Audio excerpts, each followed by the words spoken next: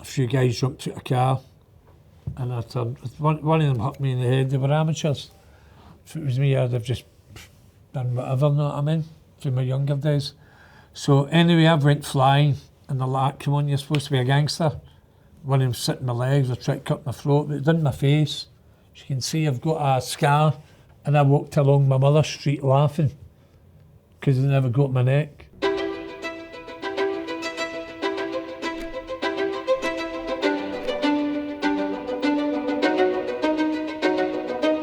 So tell me, what was your childhood like? Well, my childhood was, I came to a working class family. I was oldest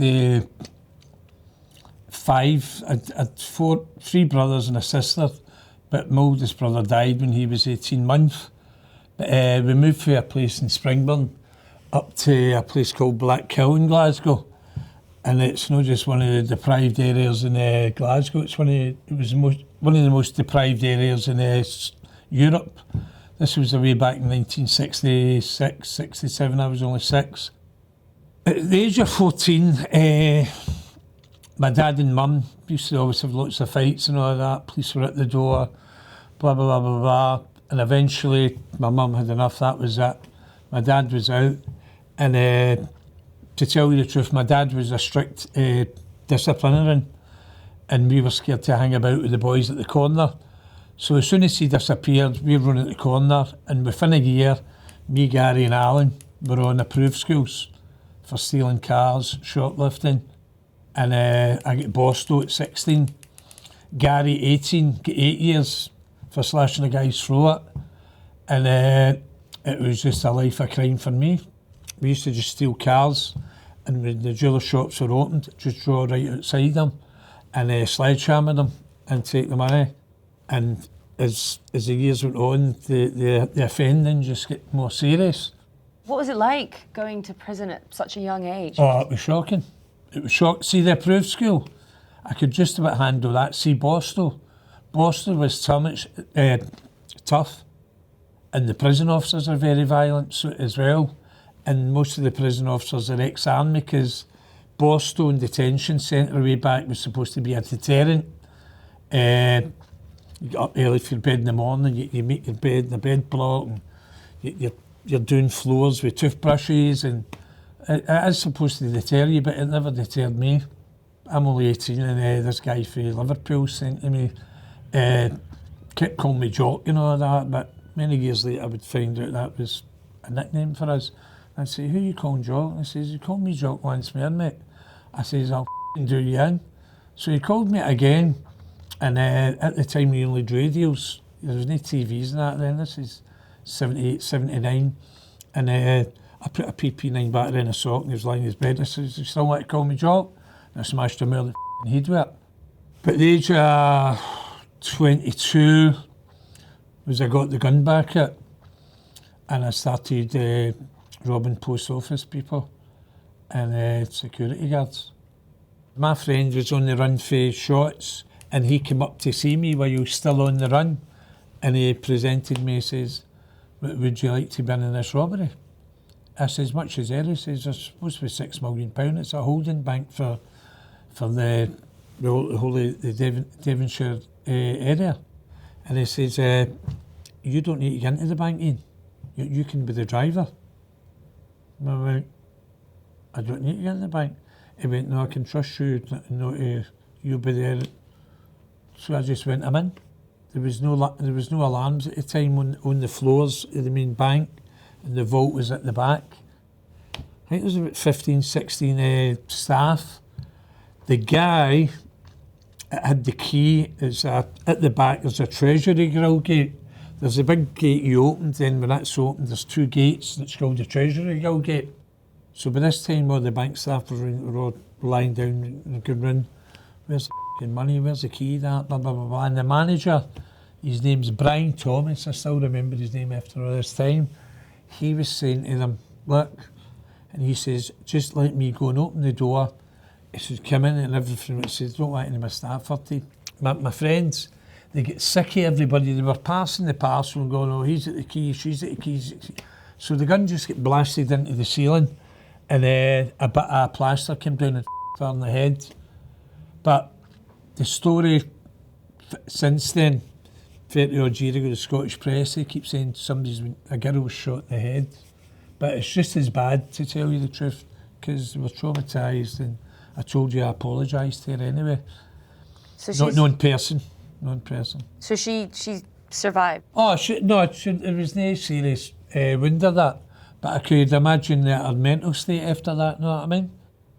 And after it all went wrong, police came, but you managed to escape. I managed to escape to the caravan site, and I knew the police were looking for me. It was the Scottish Crime Squad then, they're called the Serious Crime Squad.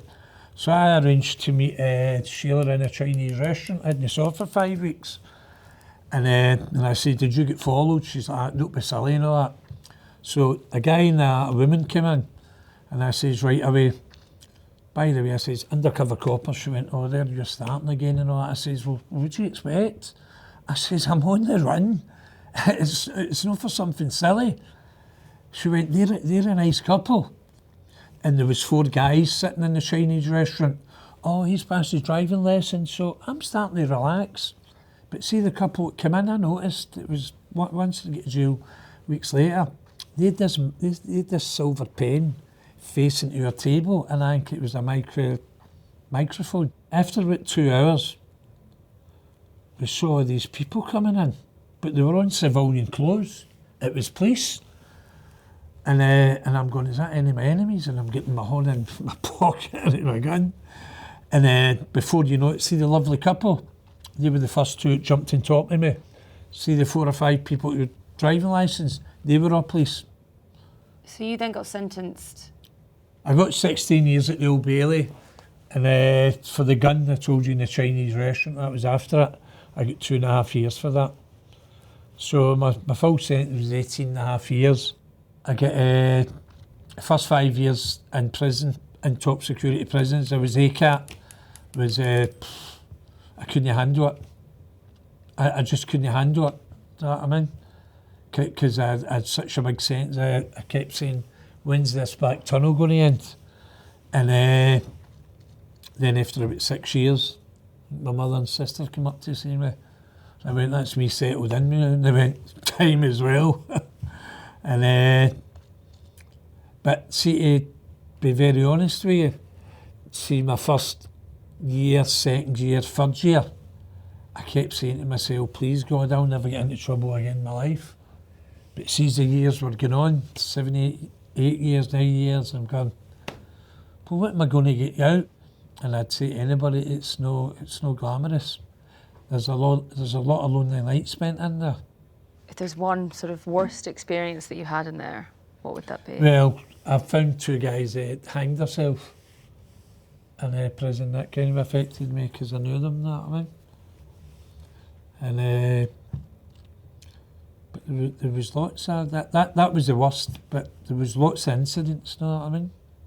Lots of incidents, because I was category A for nearly 9 years, and I was in all these top security prisons with all the Irish, IRA, Brinksmart, Italian gangsters, everybody you met from all over the world, you know what I mean?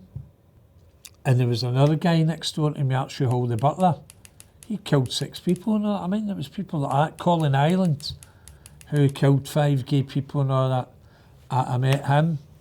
But I'll tell you a funny story. When I was the night before I was getting released, in November 2001, and I'd been dying for years to get out of prison. I was walking up and down my cell, and I went, I don't really want to get out. And I'm saying to myself, I've got to get to the same life I had. I still wanted to live a fancy lifestyle. Where am I going to get the money for a house, car, blah, blah, blah. And I went, have I got to get back to this again? Because I had no life skills. I never get taught it in prison. And I was shocked at myself when I was thinking that, walking up and down my cell. But then I did get out. So I done 10 years, 5 months, 5 weeks, 5 days and 5 seconds. And I never went to, you see people these days, they do 3, 4 years, they go to open prisons, get out in the community. I just get through straight out that door. There was no even a day out to see my mother. So I was kind of a very bitter, to tell you the truth, that I never had rehabilitation and things like that. You came out, all you did was party, Strathclyde Police made an intelligence report, put you back in. Because it was April Fool's Day, I just says to myself, well, I'm not fooling about, I'm getting straight back into serious crime. I done something serious to somebody who I won't name. They were called the New Kids in the Block. When I went to prison and I came out, I went in at 30 and I came out at 40, so they were 30, so they were the New Kids in the Block. And I had a run in one night. They tried to get cheeky to me. They thought I was an old man. I done something, and they're connected to heavy families, and they're all millionaires now. And for a year, I was getting told to everybody I was a dead man walking. But I just kept saying to everybody, I'll be the last man standing. But during that year, I had a couple of flats in that. The police gave me 70 the Osmonds, the death to life warnings, where they come and see you and they say your life's in danger. And I used to just go, nothing will harm me or frighten me since I got that 16 years at the Old Bailey, May 2009. I had this Mercedes and I had a blink registration plate on it. I think I was 47 then. And there was a bomb found under the car. It was a viable device, by the way. If this bomb was off, it would have took half the building down. But the bomb squad and all that came, they evacuated 16 houses. So that was the Friday. I think it was Friday the 9th of May, 2009. And then 4 days later, the Tuesday, a few guys jumped out a car and I turned. One of them hit me in the head. They were amateurs. If it was me, I'd have just done whatever, know what I mean, from my younger days. So anyway, I went flying and the light came on, you're supposed to be a gangster. And I think they thought I had something on us, but I never had any weapons because I was thinking with the bomb, police are going to be watching me and all that, because it was big news at the time up there. And then they've all just brought knives out. But it was just round the corner from my mother's house. I've never ran away in my life. I was 47, 48, and I could have only run 200 yards, and then I never started fighting with them. But they got me, ironically, in a church gate at my mother's house. One of them sitting on my legs, they tried to cut my throat, but it done my face. As you can see, I've got a scar. It's called a Mars bar in Glasgow.